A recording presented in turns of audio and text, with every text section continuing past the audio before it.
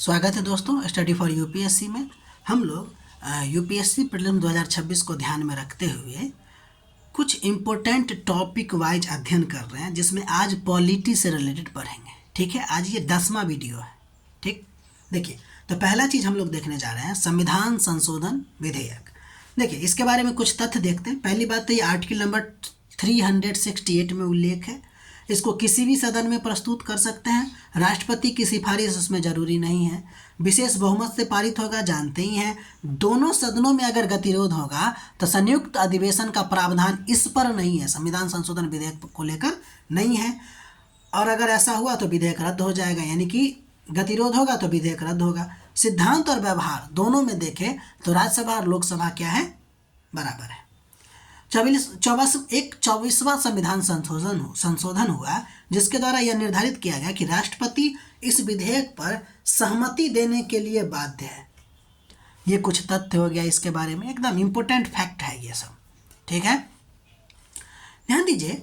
अगर संविधान संशोधन के प्रावधान की अगर बात कीजिएगा तो यह आपको दक्षिण अफ्रीका से लिया गया, जानते ही हैं, और हमारे संविधान के भाग 20 में आर्टिकल नंबर 368 में है। ठीक, ये भी फैक्ट ही है।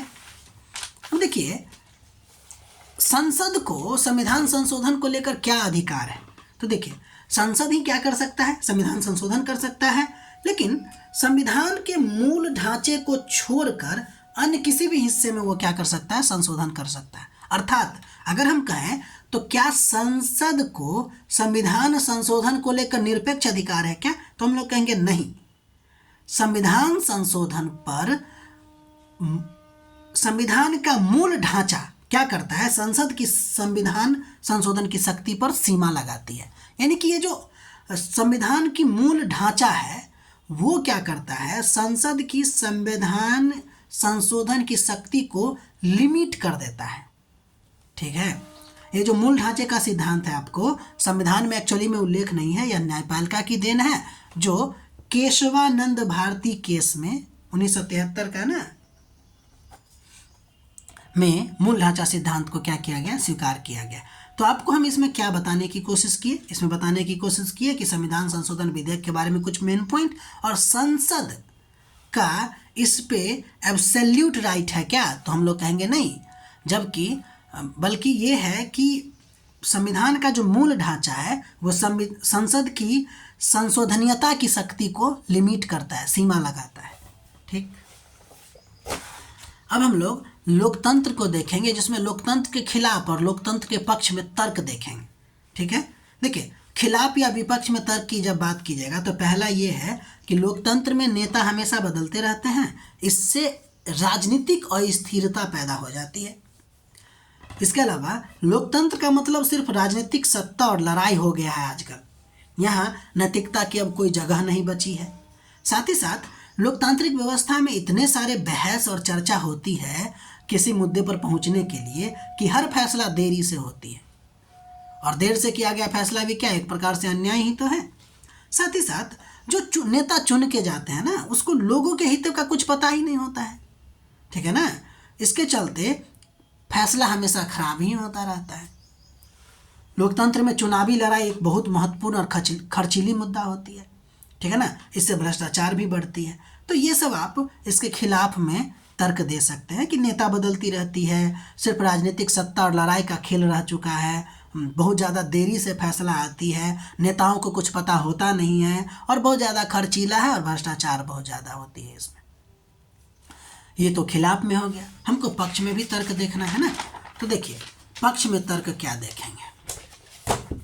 ये सवाल पूछ सकता है, ठीक है ना, कि लोकतंत्र के महत्व या फिर लोकतंत्र के पक्ष में तर्क देने से संबंधित कथनों पर विचार कीजिए जैसे रिलेटेड सवाल। देखिए, लोकतंत्र के पक्ष में ये है कि यह शासन पद्धति का दूसरों से बेहतर है, यानी दूसरा शासन पद्धति से ये ज़्यादा बेहतर है। इसके पीछे कारण ये है कि ये कुछ भी हो लेकिन जवाबदेही वाला शासन है। ठीक है ना, शासन का अधिक जवाबदेही वाला स्वरूप है। अगर आप जनता के प्रति जवाबदेह नहीं रखिएगा तो अगले टर्म वाले इलेक्शन में आपको हटा दिया जाएगा। लोकतंत्र में भले ही वाद विवाद व्यापक चर्चा पर चर्चा होती है, लेकिन इससे ना बेहतर निर्णय पर पहुंचने की संभावना होती है।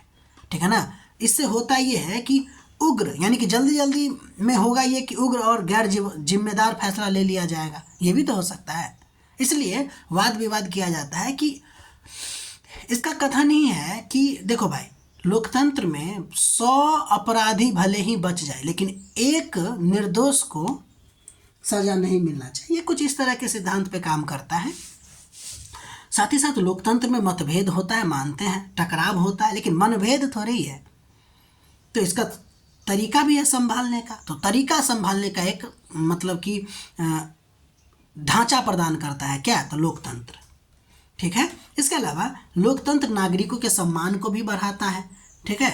और साथ ही साथ लोकतांत्रिक व्यवस्था दूसरों से बेहतर है, ये आपको बता चुके हैं, क्योंकि इसमें ना अपनी गलती को ठीक करने का भी अवसर मिलता है। ठीक, अगर आपको लग रहा है कि ये हमारा निर्णय गलती हो गया तो इसको तुरंत बदल लीजिए, ठीक है। तो ये लोकतंत्र के पक्ष में आप तर्क दे सकते हैं। अब हम लोग अगला नंबर टॉपिक देखेंगे, मूल अधिकारों की कुछ विशेषता, ठीक है। विशेषता से भी सवाल पूछ देता है। तो देखिए, पहली बात तो ये समझ लीजिए कि मूल अधिकार प्राकृतिक अधिकार के भांति असीमित या निरपेक्ष नहीं है, यह सीमित होता है ना। प्राकृतिक अधिकार के भांति असीमित या निरपेक्ष नहीं होता है, पहला विशेषता। दूसरा, मौलिक अधिकार का जो स्वरूप है ना वो मुख्यतः नकारात्मक ही है, यद्यपि कुछ जो है वह सकारात्मक प्रकृति के भी होते हैं।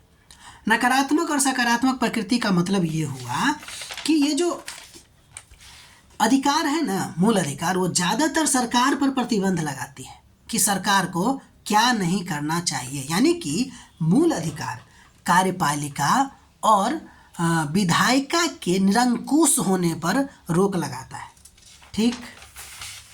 इसके अलावा मौलिक अधिकार प्रवर्तनीय है। प्रवर्तनीय का मतलब ये होता है कि इसको कानून के जरिए लागू किया जा सकता है। अगर किसी का मौलिक अधिकार खतरे में पड़ गया तो सुप्रीम कोर्ट जाइए, हाई कोर्ट जाइए, फिर आपको कानून के जरिए क्या करवा दिया जाएगा, न्यायपालिका आपके मौलिक अधिकार को लागू करवा देगा। यानी मौलिक अधिकार जो है वो प्रवर्तनीय है, इन्फोर्सेबल है, ठीक है, ध्यान दीजिए।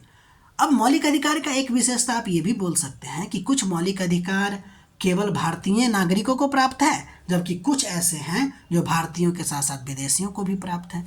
भारतीयों में अगर बात कीजिएगा तो 15, 16, 19, 29, 30, ठीक है, ये आपको ऐसे अधिकार है जो केवल भारतीयों को प्राप्त है, ठीक है। इसके बाद हम लोग अगला नंबर देखते हैं विशेषता में कि अधिकांश मौलिक अधिकार आप जानते हैं कि राज्य के विरुद्ध है, लेकिन कुछ मौलिक अधिकार ऐसे हैं जो राज्य के साथ साथ निजी व्यक्ति के विरुद्ध भी प्राप्त है, ठीक है ना। ऐसा तो नहीं कि आपको बोलने का अधिकार है तो किसी को भी गालियां दें, ऐसा नहीं होता है, ठीक है। इसलिए मौलिक अधिकार राज्य के विरुद्ध तो है ही, निजी लोगों के विरुद्ध भी है, लोग यानी कि अन्य व्यक्तियों के विरुद्ध भी दिया गया है, ठीक। ये मौलिक अधिकार का 5 विशेषता आप लोग ध्यान रखिएगा, इससे आपको सवाल बन सकती है, ठीक है। अब हम लोग मौलिक कर्तव्य के बारे में देखेंगे। देखिए, मौलिक कर्तव्य में पहला बात देख लीजिए, ये मूल संविधान में नहीं था। इसको 42वां संविधान संशोधन 1976 के द्वारा भाग 4A में जोड़ा गया, अनुच्छेद 51A में ही पूरा सल्टा दिया गया है। टोटल 10 फंडामेंटल ड्यूटी है, ठीक। यह किसके द्वारा जोड़ा गया, तो स्वर्ण सिंह समिति के सिफारिश। हालांकि देखिए, ये स्वर्ण सिंह समिति जो सिफारिश किया था वो जितना सिफारिश किया था उतना पूरा लागू नहीं किया गया, ठीक है ना। उसके कुछ ही बातों को लागू किया गया। यह यूएसएसआर से प्रेरित है मौलिक कर्तव्य। साथ ही साथ ये जो है 86वां संविधान संशोधन 2002 में क्या हुआ कि संविधान में 11वां मौलिक कर्तव्य जोड़ा गया। यानी कि पहले शुरुआत में 10 थे, स्वर्ण सिंह समिति 8 को का सिफारिश किया था, ठीक है ना, और ये टोटल 10 इसमें जोड़े गए, बाद में 11वां नंबर भी जोड़ दिया गया, ठीक। मौलिक कर्तव्य का महत्व क्या है, तो देखिए, अधिकार और कर्तव्य अगर जानते हैं कि परस्पर पूरक है। अगर आपको अधिकार को लागू करना है तो आपको कर्तव्य भी पालन करना पड़ेगा भाई, ठीक है।